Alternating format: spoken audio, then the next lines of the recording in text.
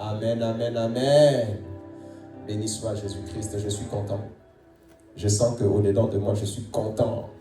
Je suis vraiment content. Je ne sais pas pourquoi, mais je sais que Dieu est là. Et je suis heureux, je suis heureux. Et pour ce que Dieu a fait, pour ce que Dieu fait, pour ce que Dieu fera. Nous avons écouté une belle parole récemment, rendez continuellement. Même moi-même, je suis touché par la parole. Je parle à réécouter. Continuellement, rendez grâce à Dieu. Pour toutes choses. Cette parole m'a fait tellement de bien, je vous dis. Rendez continuellement grâce. Amen. Et la parole de Dieu d'aujourd'hui va te bénir.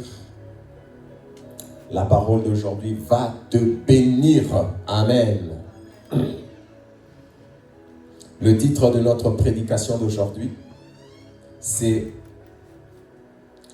la connaissance de Dieu, clé de la vie.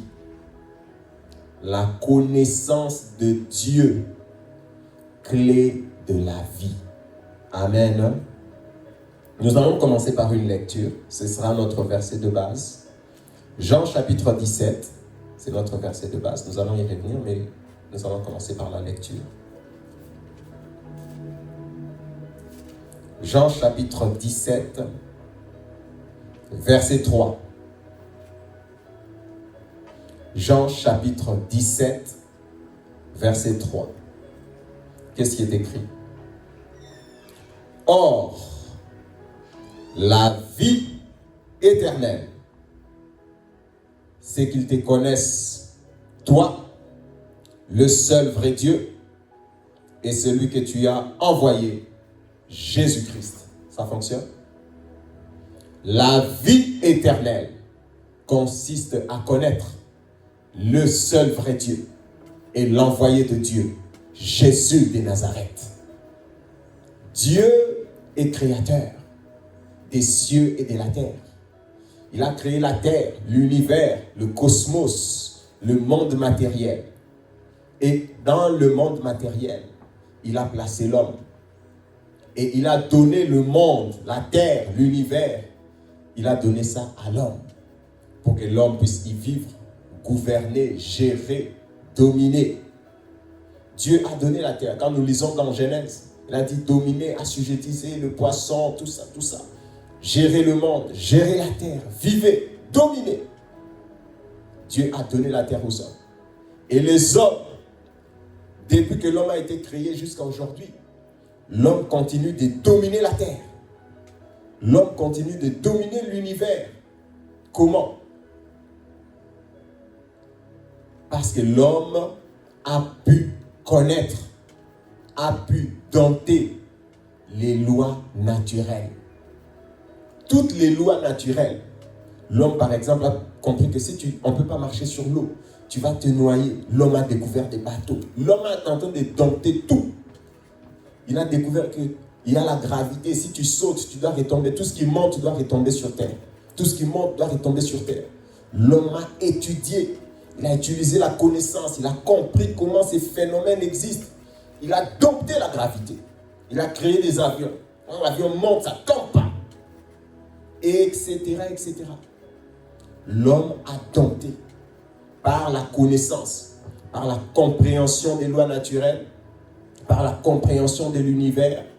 L'homme est en train de dompter la nature. L'homme est en train de dompter la terre. Et l'homme est en train de dompter la terre. Par la connaissance naturelle. Et la Bible même nous dit, quand Paul parle aux Éphésiens, il leur dit, la nature elle-même ne vous enseigne-t-elle pas? La nature est aussi, comment dire, elle est aussi une certaine façon, elle est aussi la révélation naturelle de Dieu. La nature. C'est pour ça que dans Psaume, il est écrit, quand je contemple, quand je regarde l'œuvre de tes mains, quand je regarde le ciel, les étoiles, je regarde, je vois qu'il y a un Dieu. Je vois qu'il y a un Dieu. Donc la nature est aussi, nous donne aussi Quand tu connais la nature, tu comprends comment les étoiles fonctionnent, le soleil, pourquoi ça ne nous brûle pas. Quand tu regardes, tu vas comprendre que non, ce n'est pas un hasard. Il y a un Dieu. Ça, c'est la révélation naturelle. La connaissance naturelle. La connaissance naturelle. Connaître Dieu de manière avec sa révélation naturelle. Et par sa révélation naturelle. Donc, pour dire quoi? Nous ne minimisons pas aussi les connaissances naturelles. Les connaissances naturelles sont aussi importantes. Dieu nous a donné, il nous a dit dominer la terre, dominer le monde, dominer les arbres, dominer le poisson. Donc, étudier, comprenez, dominer. Il y a des gens qui pensent que parce que tu pries, tu ne dois pas connaître les choses de la terre, les choses du monde. Tout. Non, ce n'est pas ce que la Bible dit. Dieu a dit dominer. Mais pour dominer, il faut connaître.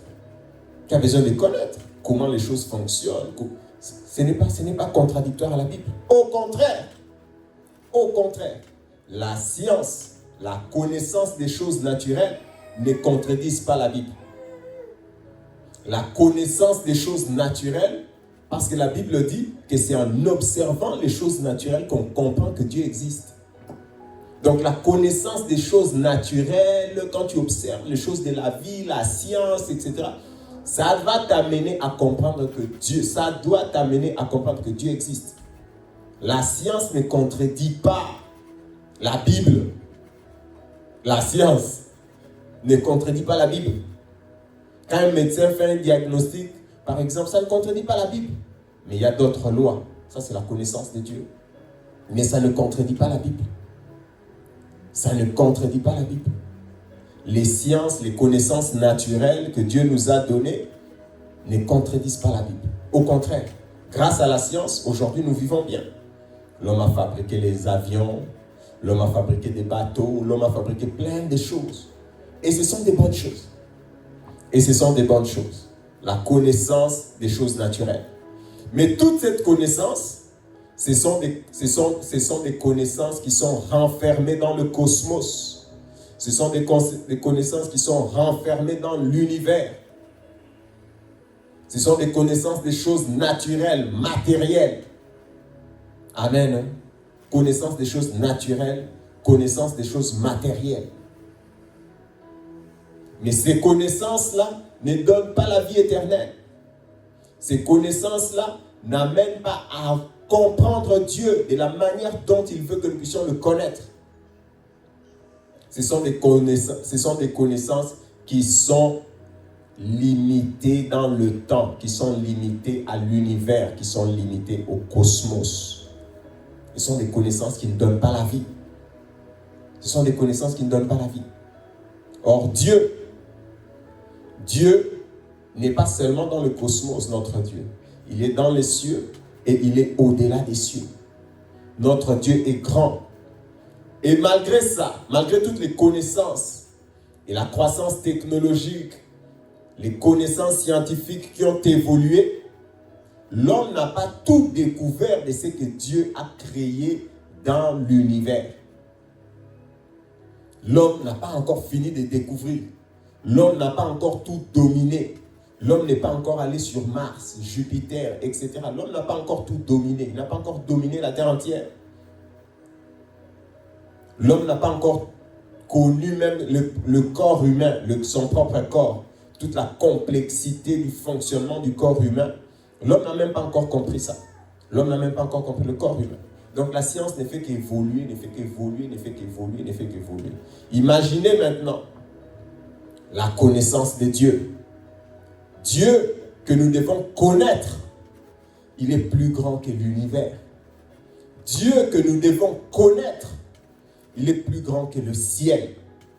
Dieu que nous devons connaître, il est au-delà du ciel. Est-ce que vous me suivez? Le cosmos, l'univers, l'homme n'a pas encore fini de découvrir. Mais Dieu que nous devons connaître, Dieu est plus grand que l'univers. Dieu est plus grand que le monde spirituel. Dieu est plus grand que les cieux des cieux. Dieu est au-delà. Donc la connaissance de Dieu, c'est un chemin lointain. C'est le chemin de toute une vie. Amen. C'est le chemin de toute une vie. On n'arrive pas, on continue de croître. On continue de croître. C'est pour ça que Dieu, dans sa parole, dans Osée, ça ce sont nos versets, nous allons lire, dans Osée chapitre 4,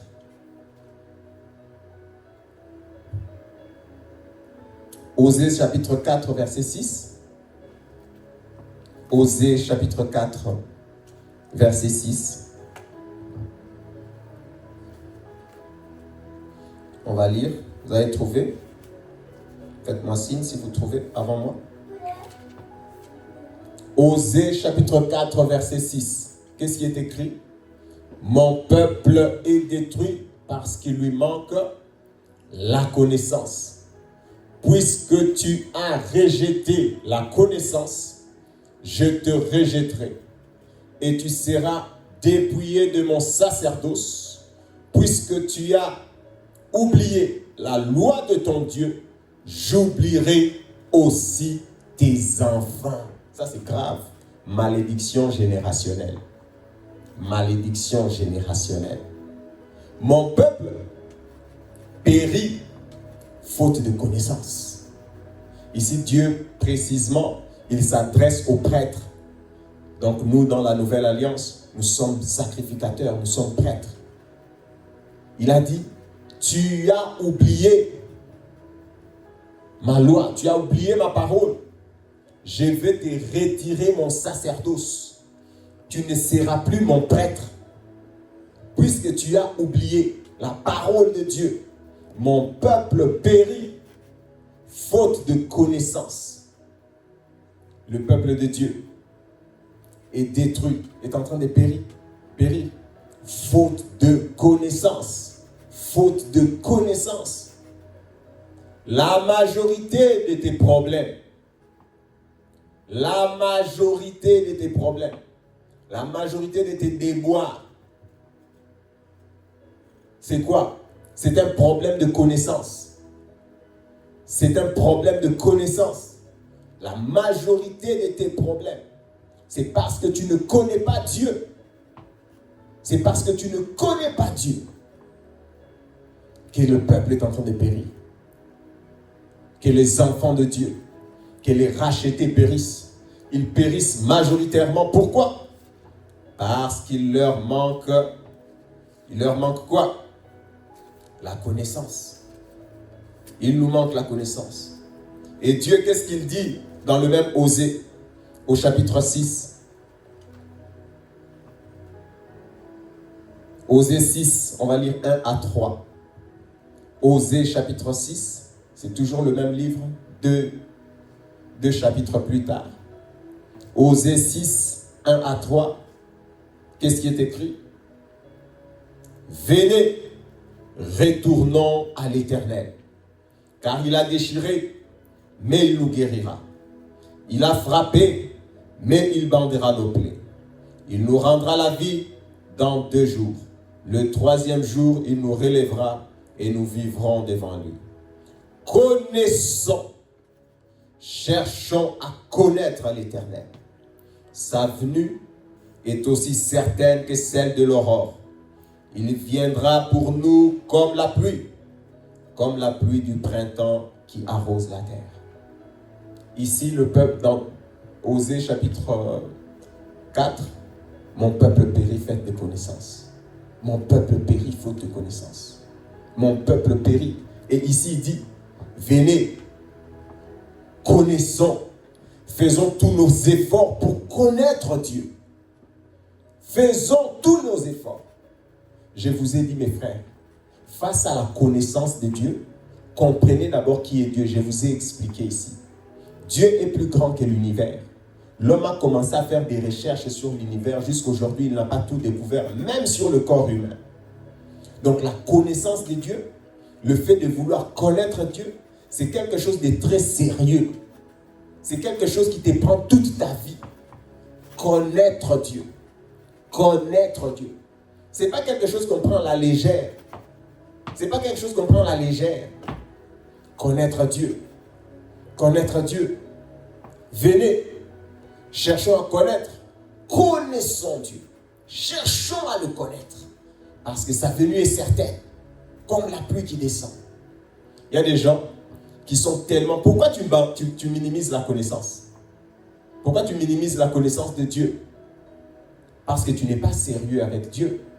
Il y a des gens qui, par exemple, qui me regardent sur YouTube. Est-ce que tu connais Armand? Oui, je le connais. Les gens sont tellement légers. Est-ce que tu es sûr que tu me connais? Tu es sûr que tu connais Dieu? Quand on va te poser la question, est-ce que tu connais Dieu? Quelqu'un va répondre, oui, je connais Jésus. Je connais Dieu. Comment tu le connais? Comment tu le connais? Ah ben, j'ai lu la Bible. J'ai vu dans la Bible. Il était né à Bethléem.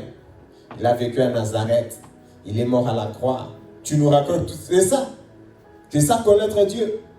Quelqu'un d'autre dira, je connais Dieu. J'ai maîtrisé tous les versets. Je connais Jean chapitre 1 verset 1, Jean chapitre 1 verset 14, Jean chapitre 1 verset 17, 18, Jean 3, 16, Jean 17 verset 3, Philippiens 3.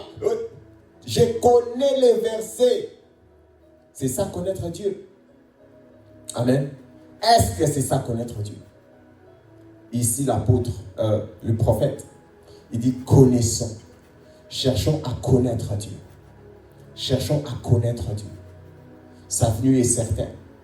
C'est quoi la connaissance de Dieu? Et Jésus, quand il est venu, Jésus nous a fait connaître, Jean chapitre 15, verset 15. Jésus a dit, je ne vous appelle plus mes serviteurs, vous êtes mes amis, parce que je vous ai fait connaître toute la volonté de Dieu. Jésus nous a amené la connaissance de Dieu. Jésus nous a donné de connaître toute la volonté de Dieu, la grande volonté, l'extraordinaire volonté, qui est plus grande que l'univers tout entier. Tout entier. La grande volonté de Dieu, Jésus nous a donné de connaître. Mais c'est quelle connaissance? Le verset de base d'aujourd'hui, c'est Jean chapitre 17, verset 3. Or, la vie éternelle, c'est qu'ils te connaissent, toi, le seul vrai Dieu, et celui que tu as envoyé, Jésus-Christ. La vie éternelle, c'est aussi connaître Dieu le Père et Jésus de Nazareth. La vie éternelle, c'est connaître Dieu et Jésus de Nazareth. Mais c'est quelle connaissance? Aujourd'hui, les gens confondent la connaissance avec un magasinage de plein d'informations. C'est ça la vie éternelle. Magasiner tous les versets de la Bible ici, là. C'est ça la vie éternelle. Citer, réciter toute la Bible de Genèse à l'Apocalypse, c'est ça connaître Dieu. C'est ça connaître Dieu, c'est de ça que je suis en train de parler. C'est absolument pas de ça. C'est pas ça, connaître Dieu.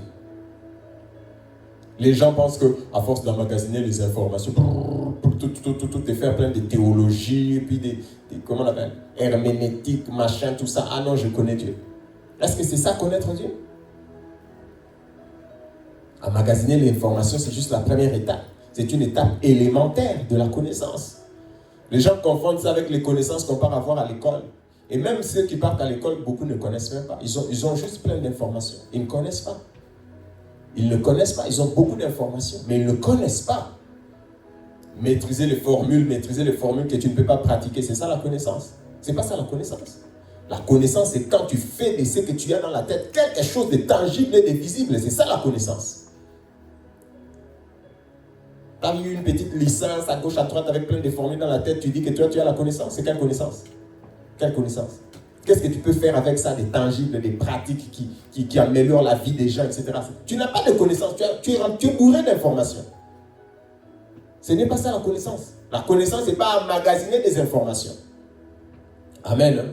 Ici, c'est que Jésus dit, la vie éternelle consiste à connaître Dieu, ça veut dire à expérimenter Dieu, à vivre Dieu, à être uni à Dieu. Autrement, je vais expliquer. Genèse chapitre 4, pour vous donner un exemple tangible. Genèse chapitre 4, verset 1er. Genèse 4, verset 1er. Qu'est-ce qui est écrit? Il est écrit dans Genèse chapitre 4, verset 1, que Adam connut Ève, sa femme. Elle conçut. Et enfantant, c'est cette connaissance dont on parle. Adam a connu Ève. Comment Adam a connu Ève? Comment Adam a connu Ève pour enfanter? C'était les informations. Hein? Genre, Ève, comment ça va? Je m'appelle Ève. D'où tu viens? Quelle est l'adresse? J'étais dans les jardins, tu étais maintenant j'ai déménagé dehors. Ah oui, c'est ça qui va faire que tu vas concevoir. Ça ne fait pas que tu puisses concevoir. Ce n'est pas la connaissance dont la Bible parle. Adam a connu Ève. Adam s'est uni à Ève. Adam est devenu une seule personne avec Ève. Et ainsi, Ève a conçu et a enfanté. La connaissance, l'union. Adam et Ève sont devenus une seule chair, une seule personne. Ainsi, Ève a conçu. Est-ce que vous comprenez? Adam a expérimenté Ève. Ève a expérimenté Adam. Ainsi, ils ont eu un bébé. C'est la connaissance de Dieu dont je suis en train de parler aujourd'hui.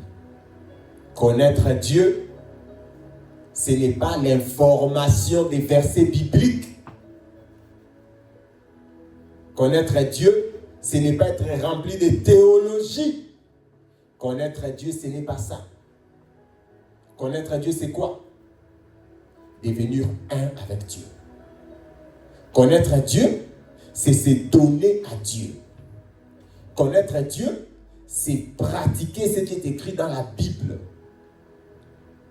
Connaître Dieu, ce n'est pas emmagasiner les versets bibliques. Devenir un avec Dieu. Devenir un seul avec Dieu. Devenir un seul avec Christ. C'est ça la connaissance de Dieu. Expérimenter Christ. S'unir à Christ. Se donner à Christ. C'est ça connaître Dieu.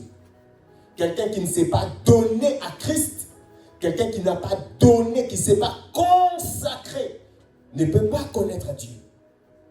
Ne peut pas connaître Dieu. Il peut connaître les versets de la Bible. Il peut réciter la Bible. Mais il ne va pas concevoir. De lui, rien ne va sortir. De lui, rien ne peut sortir. Une personne comme ça, rien ne va sortir. Quelqu'un qui ne se donne pas à Dieu, quelqu'un qui ne s'unit pas au Christ, quelqu'un qui ne se consacre pas à Dieu, ne peut pas connaître Dieu. Ne peut pas connaître Dieu. Ne peut pas connaître Dieu. Or, la vie éternelle consiste à se donner à Dieu, consiste à s'unir à Jésus, consiste à expérimenter Jésus. Ici, je ne prêche pas l'expérience, hein. Mais bon. C'est ça connaître Dieu. C'est ça connaître Dieu. S'unir à Christ. Adam et Ève, quand ils se sont unis, la vie d'Adam c'est devenu la vie d'Ève. La vie de Ève c'est devenu la vie d'Adam. Ce que Adam vit, c'est ce que Ève vit. Ce que Adam expérimente, c'est ce que Ève expérimente. Ce que Adam souffre, c'est ce que Ève souffre. Ce qui réjouit Adam, c'est ce qui réjouit Ève. Sont devenus un. Connaître Dieu, connaître Christ, c'est être uni à Christ. La vie de Christ est en toi. C'est que Christ vit, c'est ce que toi tu vis. Ce qui fait la joie du Christ, c'est ce qui fait ta joie. C'est ça, connaître Dieu. Amen. Hein? Jean chapitre 17, notre verset de base. Jean chapitre 17 où nous étions. Jean chapitre 17.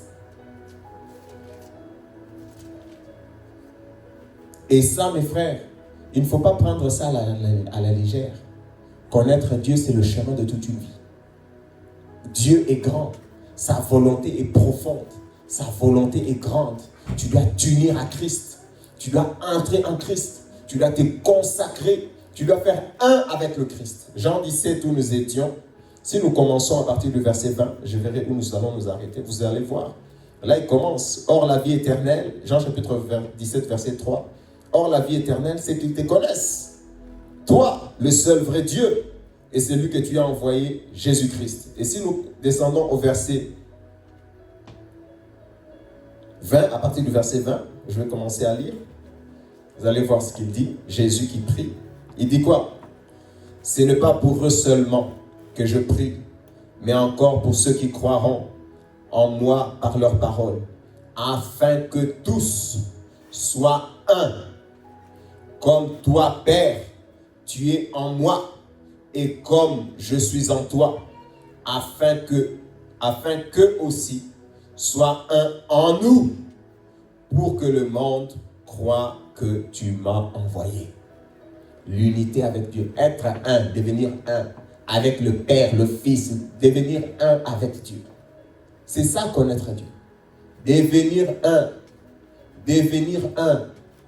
vivre la vie de Christ, vivre la vie de Christ, être uni à sa mort, être uni à ses persécutions, être uni à sa gloire, être un avec Dieu.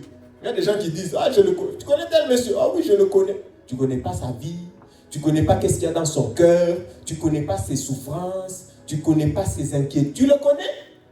Tu le connais? Tu le connais? Les gens sont trop faciles. C'est pour ça qu'aujourd'hui, est-ce que tu connais Jésus? Oui, je crois en Jésus. Mais où est Jésus aujourd'hui sur la terre? Quels sont les soucis de Jésus? Qu'est-ce que Jésus vit aujourd'hui sur la terre? Est-ce que toi tu vis la même vie que Jésus? Jésus aujourd'hui sur la terre, qu'est-ce qui se passe? Il bâtit son église. Toi tu bâtis l'église? Et quand Jésus bâtit son église, qu'est-ce qu'il fait? Jésus est en train de subir des persécutions. Est-ce que toi tu subis des persécutions? Jésus est en train de subir des moqueries. Est-ce que toi tu subis des moqueries? Jésus est en train de travailler. Est-ce que toi tu vis la même vie que Jésus? Connaître Dieu, c'est devenir un avec Dieu.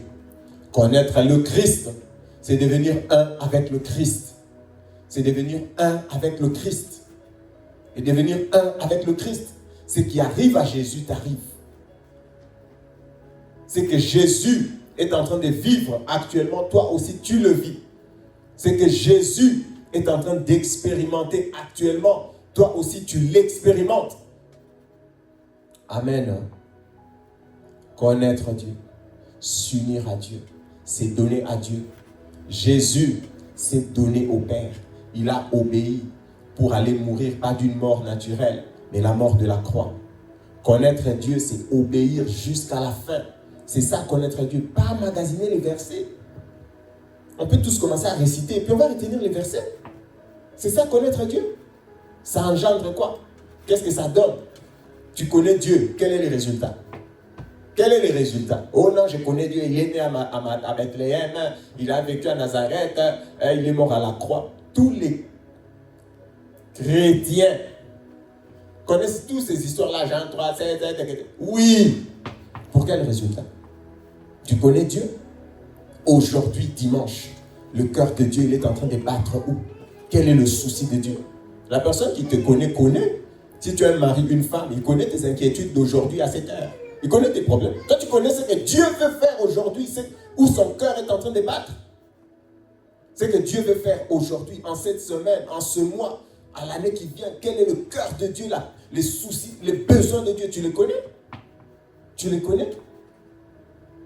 Tu les connais? Je vais vous raconter. Mais je vais faire un petit témoignage qui est personnel avant de chuter. Donc, connaître Dieu, c'est s'unir à Dieu. C'est s'unir à Dieu. C'est devenir un avec Jésus de Nazareth. Et c'est ça la vie éternelle. Et c'est ça la vie éternelle. Et c'est ça la vie éternelle. Mes frères, c'est ça la vie éternelle. Venez, je vous en supplie, comme le prophète a dit. Cherchons à connaître. Connaissons. Cherchons à connaître. Ne sois pas léger. Ne cite pas les versets vaille que vaille. C'est pas ça la connaissance de Dieu. Connaître Dieu, c'est avoir la même vie, être uni avec le Christ. Connaître le besoin de Dieu, même quand tu es uni à ta femme, à ton mari ou à n'importe où, tu le connais. Ces soucis d'aujourd'hui, tu connais ça aujourd'hui. Vous êtes un. C'est ça, connaître Dieu. Expérimenter Dieu. Amen. Amen. C'est très important.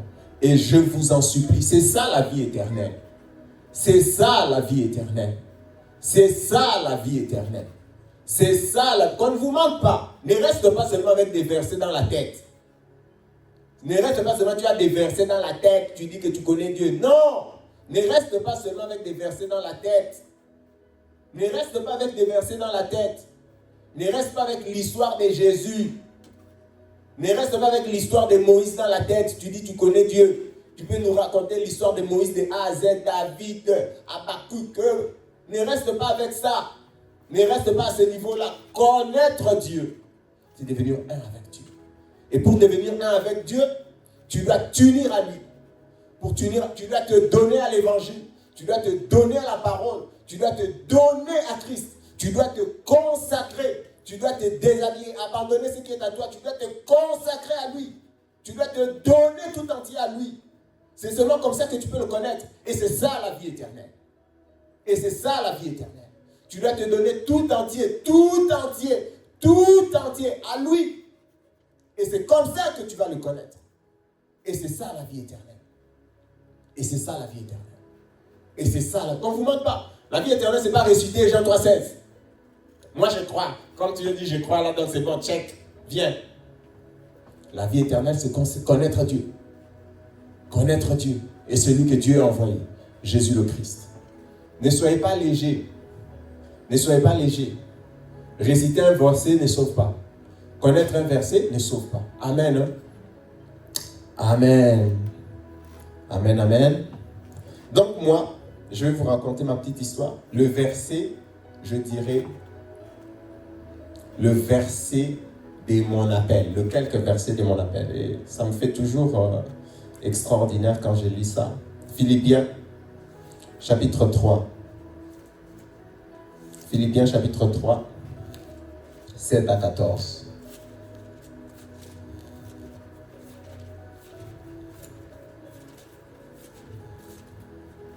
Philippiens chapitre 3. Ça, c'est ce que Dieu m'a donné moi. Et je veux le partager avec vous aujourd'hui. Pour le servir. Pourquoi je sers Dieu? C'est à cause de cette phrase. Philippiens chapitre 3, versets 7 à 14. Et je le lis toujours avec un peu d'émotion. Mais je veux le lire avec vous. Mais ces choses qui étaient pour moi un gain, des gains, je les ai regardées comme une perte à cause de Christ. Philippiens chapitre 3, vous l'avez trouvé?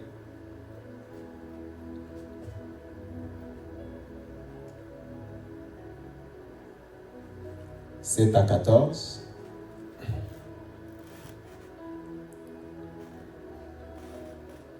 C'est à 14. Mais ces choses qui étaient pour moi des gains, je les ai regardées comme une perte à cause de Christ. Ça me touche beaucoup ce verset. Et même, je regarde toutes choses comme une perte.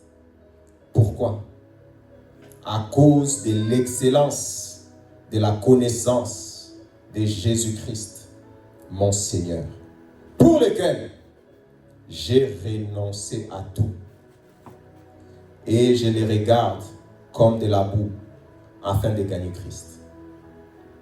Et d'être trouvé en lui, non avec ma justice, celle qui vient de la loi, mais avec celle qui s'obtient par la foi en Christ, la justice qui vient de Dieu par la foi, afin de connaître Christ et la puissance de sa résurrection, et la communion de ses souffrances,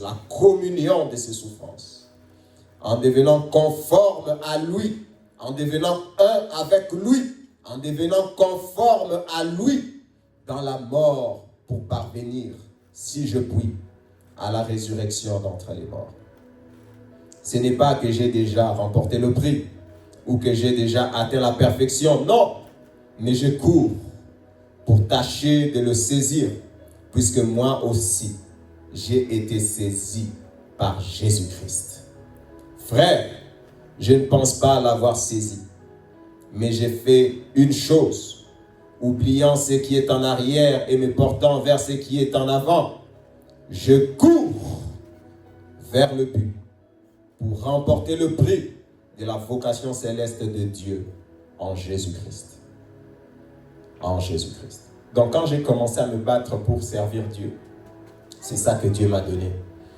Et à cause de Christ, vraiment comme l'apôtre Paul, à cause de Christ, nous avons renoncé à tout et nous regardons toutes choses comme de la vanité.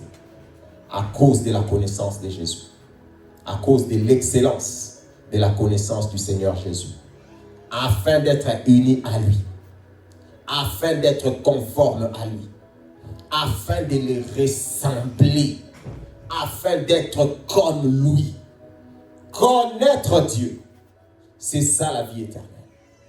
C'est ça la vie éternelle. Être un avec Dieu. Être conforme à Christ. Être un. Ne soyez pas léger, je vous en supplie. Ne soyez pas léger. Tu connais Dieu, tu commences à me réciter la Bible. C'est ça. Un homme, un mari, on lui pose la question, tu connais sa femme, il commence à donner des informations. Oui, tout ça c'est bien. C'est bien, il faut réciter la Bible, si tu veux. Mais ce n'est pas tout. Il faut être un avec le Christ. Il faut être un avec le Christ. Et vous savez, quand tu es un avec Jésus, quand tu es un avec le Christ, quand tu lis la Bible, tu ne vois plus la vie du Christ, tu commences à voir ta propre vie. Quand tu lis la Bible, quand tu lis l'histoire des apôtres, tu ne commences pas à voir l'histoire des apôtres, tu vois ta propre vie. La Bible devient ta propre vie. La Bible, ça devient ta... Quand tu lis la Bible, récemment je lisais 2 Corinthiens, je sentais vraiment que ce que l'apôtre disait, c'était ma vie. Ses souffrances, c'était comme mes souffrances. Ses inquiétudes, c'était comme mes inquiétudes. Tu fais un avec Dieu, tu vas faire un avec la Bible. Tu ne vas plus lire la Bible comme une histoire extérieure à toi. Oh, la Bible, Jésus il est parti. Tu vas commencer à voir comme si c'est toi. Comme si c'est toi qu'on est en train de fouetter. Comme si c'est toi qu'on est en train de crucifier. Et tu vas déjà lire la Bible, tu sens vraiment que tu es au bord de larmes. Oui, ça existe. Moi, quand je lis la Bible, parfois je suis au bord des larmes. Quand je lis ma Bible, l'histoire de l'apôtre Paul, quand il raconte ses souffrances, je suis au bord des larmes. Je sens vraiment que, parce que tu fais un avec la Bible. Tu fais un avec le Seigneur. Un avec le Seigneur. Un avec le Seigneur. Et c'est ce que Dieu veut. Or, la vie éternelle, c'est connaître Dieu. Et celui que Dieu a envoyé, Jésus de Nazareth. Dans la connaissance de Dieu, mes frères, restons humbles. Sur les choses de la terre, déjà, tu ne connais même pas beaucoup de choses. Moi-même, déjà, je ne connais pas beaucoup de choses. Personne ne connaît toutes les choses qui concernent la terre. Tu ne connais pas les choses de l'économie, tu ne connais pas les choses de la chimie, tu ne connais pas les choses des ceci, je ne connais pas les choses. Tout le monde n'a pas toutes les connaissances. Alors, connaître Dieu. Dieu qui est plus grand que l'univers tout entier. Dieu est l'objet de nos recherches. Venons, connaissons, cherchons à connaître Dieu. Ne soyez pas légers, ne répondez plus facilement. Connaître Dieu, tu commences à citer les versets, tu commences à citer les versets. C'est pas ça, connaître Dieu. Dieu est plus grand que la terre. Dieu est plus grand que l'univers. Dieu est plus grand que les cieux des cieux. Donc le connaître, c'est une quête perpétuelle. C'est une quête perpétuelle. C'est une quête perpétuelle. Nous sommes tous les jours en train d'expérimenter, de nous unir encore plus profondément. Tu dois entrer encore plus profondément en Jésus. Tu dois te donner encore davantage. Ne suis pas les gens qui ne savent. Si tu as quelqu'un qui sert Dieu et quelqu'un qui croit, ils n'ont pas la même... Non, c'est pas la même chose. Je ne parle pas des versets. Ils peuvent tous avoir les versets. Je vais donner un exemple. Quelqu'un qui a été fouetté pour Dieu et quelqu'un qui n'a jamais été fouetté pour Dieu, quand ils lisent la Bible, ils ne lisent pas ça la même chose. Quelqu'un qui sert Dieu et quelqu'un qui ne sert pas Dieu, quand ils disent qu'ils connaissent Dieu, ils ne parlent pas de la même chose. Ils ne parlent pas de la même chose. Amen. Hein? Nous allons prier. Nous allons prier au nom de Jésus pour que le Saint-Esprit qui nous a été donné est venu pour nous donner aussi de la connaissance, pour nous aider chaque jour à être en communion parfaite avec le Seigneur. Nous allons prier pour que humblement, nous puissions faire de la quête, de la connaissance du Seigneur. C'est ça la vie éternelle. Tu vas prier, Seigneur, donne-moi de te connaître, donne-moi de devenir un avec toi, donne-moi de me donner entièrement à toi.